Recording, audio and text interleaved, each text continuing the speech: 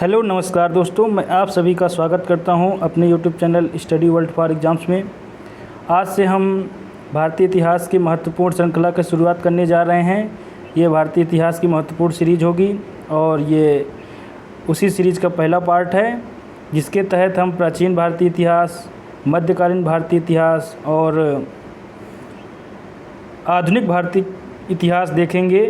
तो इसके कम से कम 30 से 40 पार्ट बनने ही वाले हैं। तो आज से शुरुआत होने जा रही है प्राचीन भारतीय इतिहास की। तो इतिहास की श्रृंखला की ये शुरुआत आज से हो गई है। वीडियो अगर आपको पसंद आता है तो लाइक कीजिए, कमेंट कीजिए, अपने दोस्तों के साथ शेयर भी कीजिए। चैनल को सब्सक्राइब करना बिल्कुल ही मत भूलें और सब्सक्राइब करने के साथ ही बेल आइकन को ज़रूर प्रेस करें ताकि मेरे नेक्स्ट वीडियो का अपडेट आप तक ज़रूर पहुंच सके। तो आइए आज से हम भारतीय इतिहास का अध्ययन शुरू करते हैं। तो आज पहला पार्ट होगा और आज के बाद रोज़ एक या एक से अधिक वीडियो मैं रोज़ डालूँगा भारतीय इतिहास की। आइए शुरू कर लेते हैं। आज से प्राचीन भारतीय इतिहास के स्रोत देखते हैं। प्राचीन भारतीय इतिहास के स्रोत, तो आइए शुरू कर लेते हैं। देखिए, ये वीडियो फैक्ट और क्वेश्चनों से भरा होगा और देखिए प्रत्येक क्वेश्चन या फैक्ट किसी न किसी परीक्षा में ज़रूर पूछा गया है और आगे होने वाली परीक्षाओं में भी पूछे जाने की संभावना है। तो देखिए, प्राचीन भारतीय इतिहास की जो जानकारी मिलती है हमें पुरातात्विक स्रोतों से, दूसरे नंबर पर साहित्यिक स्रोत से और विदेशी यात्राओं के विवरण से।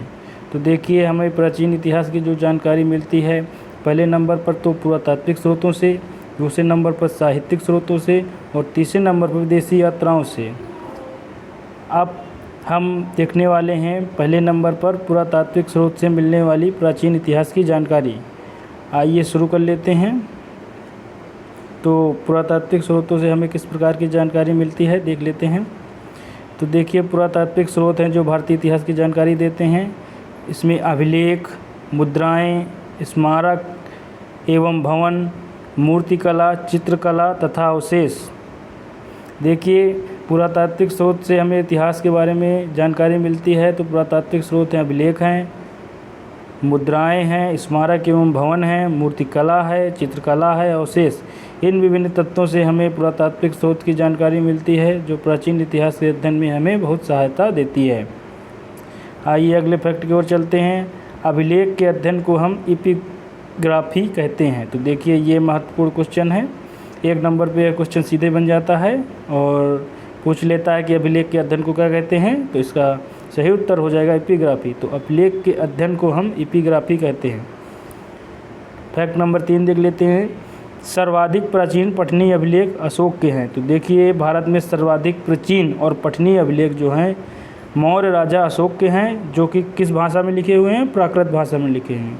तो भारतीय इतिहास में सर्वाधिक प्राचीन और पठनीय अभिलेख मौर्य शासक अशोक के हैं, जो कि प्राकृत भाषा में लिखे हुए हैं। अगले सवाल पे आ जाते हैं। मास्की एवं गुर्जरा से प्राप्त अभिलेख में अशोक का नाम प्रियदर्शी कहा गया है। तो देखिए, अशोक से संबंधित ये बहुत ही महत्वपूर्ण क्वेश्चन है कि मास्की और जो गुर्जरा अभिलेख हैं उनसे जो है अशोक का नाम प्राप्त होता है और मास्की और गुर्जरा जो अभिलेख हैं उनमें अशोक का नाम हमें प्रियदर्शी मिलता है। आइए अगले सवाल पे आ जाते हैं। अशोक के अधिकांश अभिलेख ब्राह्मी लिपि में हैं जो बाएं से दाएं लिखे जाते हैं। तो देखिए, अशोक के जो अभिलेख हैं, जो भारत के सबसे प्राचीन और पठनीय अभिलेख हैं, तो अशोक के जो अधिकांश अभिलेख हैं ब्राह्मी लिपि में लिखे गए हैं और ब्राह्मी जो लिपि है वो बाएं से दाएं ओर लिखी जाती है। अगले सवाल पे आ जाते हैं।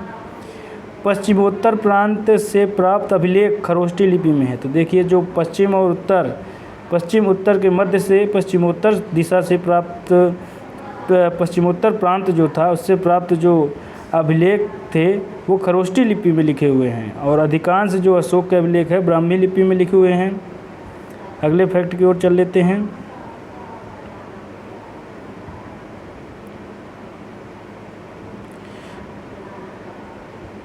देख लेते हैं कि पाकिस्तान एवं अफगानिस्तान से प्राप्त अशोक के अभिलेख में यूनानी एवं अरमाइक लिपियों का प्रयोग किया गया है। तो देखिए, जो पाकिस्तान और अफगानिस्तान से प्राप्त अशोक के अभिलेख हैं उसमें यूनानी और अरमाइक लिपियों का प्रयोग किया गया है। तो देखिए अशोक के अभिलेख भारत से दूर दूसरे देशों में भी प्राप्त हुए हैं, जो वर्तमान समय में पाकिस्तान और अफ़गानिस्तान में भी जो हिस्सा पड़ता है।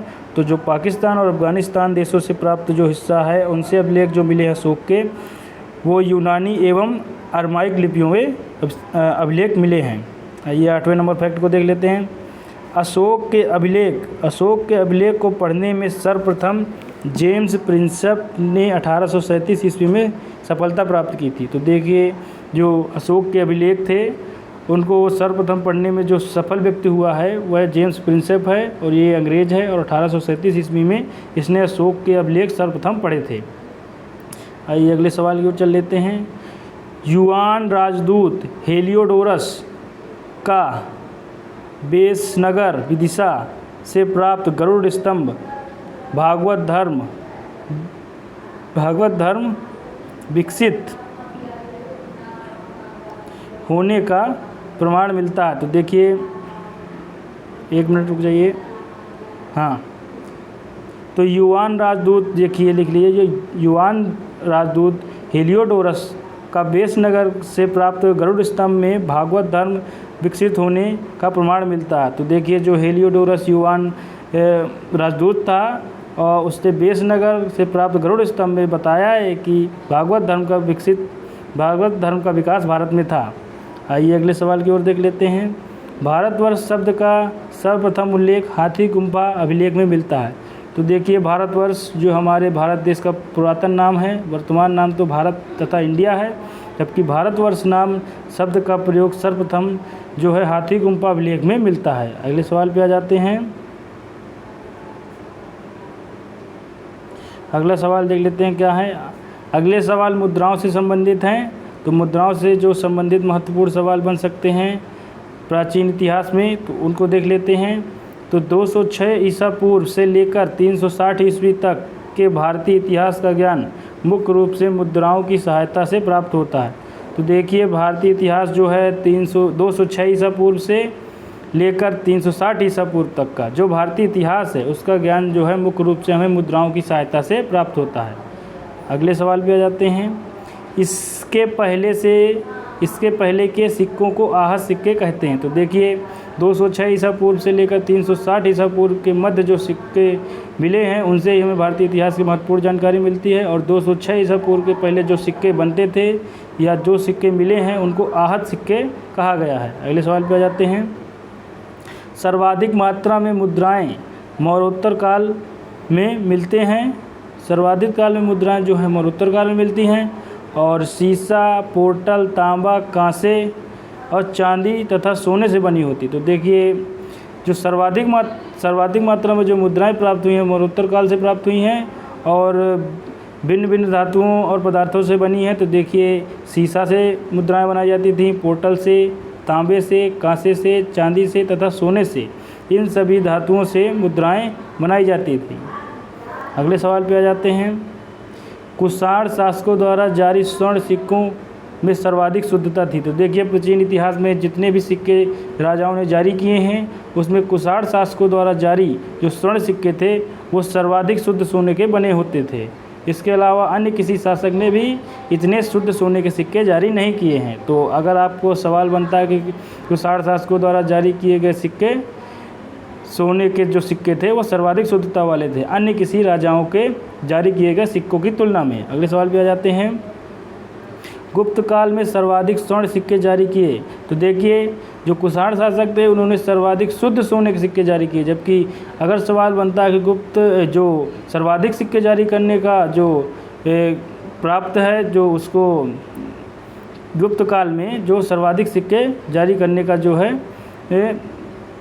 प्रमाण मिले हैं। तो देखिए प्राचीन इतिहास में जो सर्वाधिक सिक्के जारी करने वाला काल है तो वह गुप्त काल ही है। अगले सवाल पे आ जाते हैं।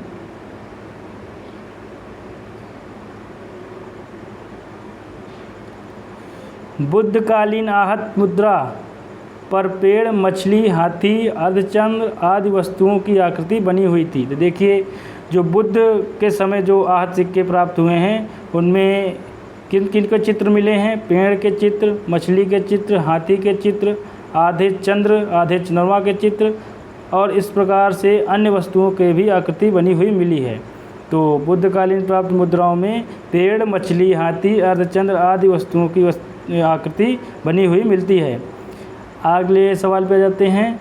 कनिष्क के सिक्कों, कनिष्क देखिए एक कुषाण राजा है, तो कनिष्क के सिक्कों से उसका बौद्ध धर्म का अनुयायी होना प्रमाणित होता है। तो देखिए कनिष्क जो है एक कुषाण शासक है और कनिष्क ने बौद्ध धर्म को अपनाया था, तो उसके जो सिक्के थे उससे पता चलता है कि कनिष्क जो है बौद्ध धर्म का अनुयायी था। अगले सवाल पे आ जाते हैं।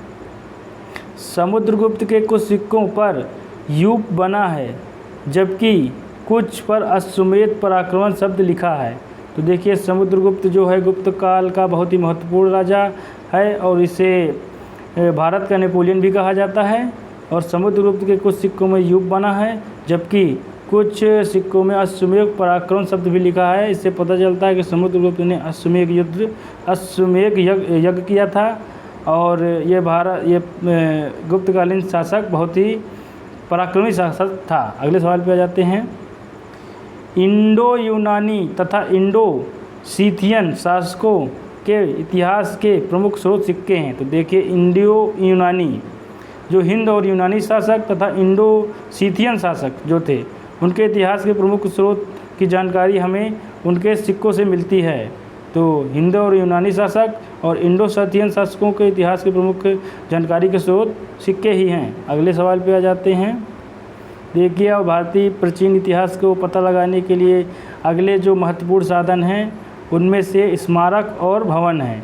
तो स्मारक और भवन के बारे में जो महत्वपूर्ण क्वेश्चन बन सकते हैं या पिछली परीक्षाओं में बने हैं उनको देख लेते हैं।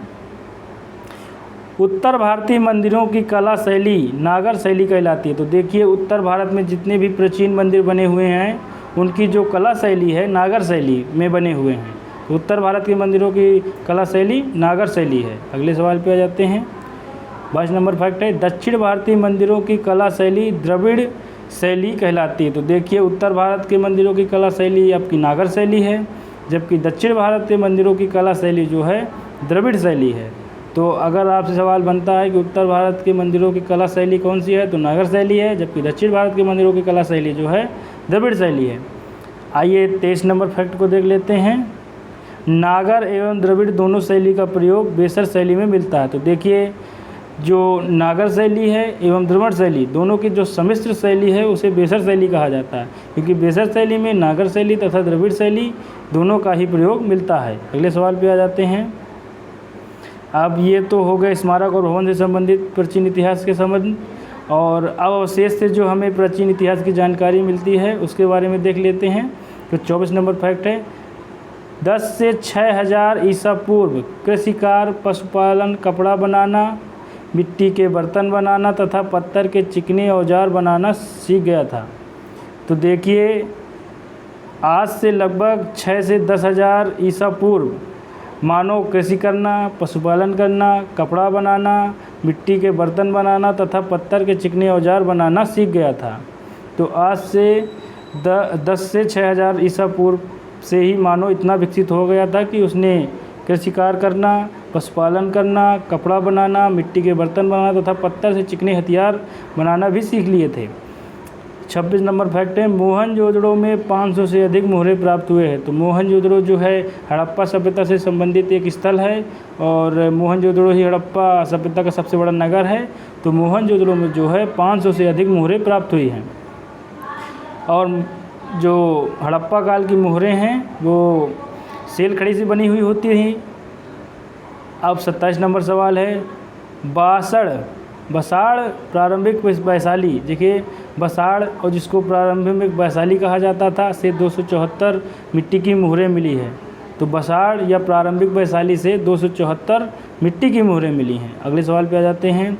देश में लोहे का उपयोग 1000 से 800 ईसा पूर्व के बीच आरंभ हुआ। तो देखिए लोहे की खोज कितने पहले हो चुकी थी, तो 1000 से 800 ईसा पूर्व ही मानव ने लोहे का उपयोग करना सीख लिया था। जबकि बात करें सोना और चांदी की तो इसका प्रयोग आपका सिंधु घाटी सभ्यता के काल से ही आरंभ हो गया था। तो लोहे की खोज तो देर में हुई, लेकिन फिर भी देख लेते हैं। तो लोहे का उपयोग मानव ने सर्वप्रथम 800 से 1000 ईसा पूर्व के बीच आरंभ कर दिया था।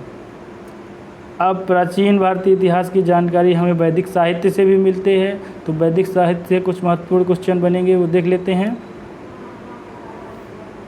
तो वैदिक साहित्य से बनने वाले जो महत्वपूर्ण क्वेश्चन है उनको बारे में अध्ययन कर लेते हैं। तो 29 नंबर फैक्ट है, इसके अंतर्गत वैदिक साहित्य के अंतर्गत क्या क्या आता है? वेद, पुराण, महाकाव्य, स्मृति। तो वैदिक साहित्य के अंतर्गत वेद, पुराण, महाकाव्य, स्मृति आदि सभी चीज़ शामिल किए जाते हैं। अगले सवाल पे आ जाते हैं। भारत के सबसे प्राचीन ग्रंथ वेद का शाब्दिक अर्थ ज्ञान है। तो देखिए, भारत के सबसे प्राचीन ग्रंथ जो हैं उनको वेद कहा जाता है और वेद का शाब्दिक अर्थ जो है ज्ञान होता है। तो वेद का शाब्दिक अर्थ क्या होता है? ज्ञान होता है। 31 नंबर सवाल है और आज का लास्ट सवाल है, इसके बाद हम इस वीडियो को समाप्त कर देंगे और इससे आगे के क्वेश्चन हम अगले पार्ट में कवर करेंगे।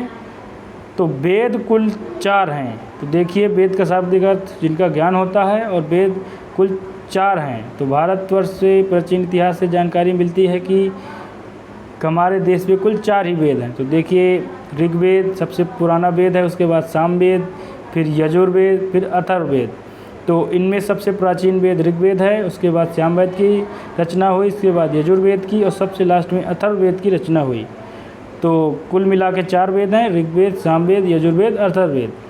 आज का वीडियो यही समाप्त करते हैं। वीडियो मेरा कैसा लगा आप सभी लोग कमेंट बॉक्स में कमेंट करके बता सकते हैं। अगर आप लोगों को यह वीडियो अच्छा लगा हो तो लाइक कीजिए, कमेंट कीजिए, अपने दोस्तों के साथ भी शेयर कीजिए और चैनल को सब्सक्राइब कीजिए। चैनल को सब्सक्राइब करने के साथ ही बेल आइकन को जरूर प्रेस कीजिए ताकि मेरे नेक्स्ट वीडियो का अपडेट आप तक ज़रूर पहुँचे। तब तक के लिए स्वस्थ रहिए, व्यस्त रहिए, मस्त रहिए। नमस्कार दोस्तों।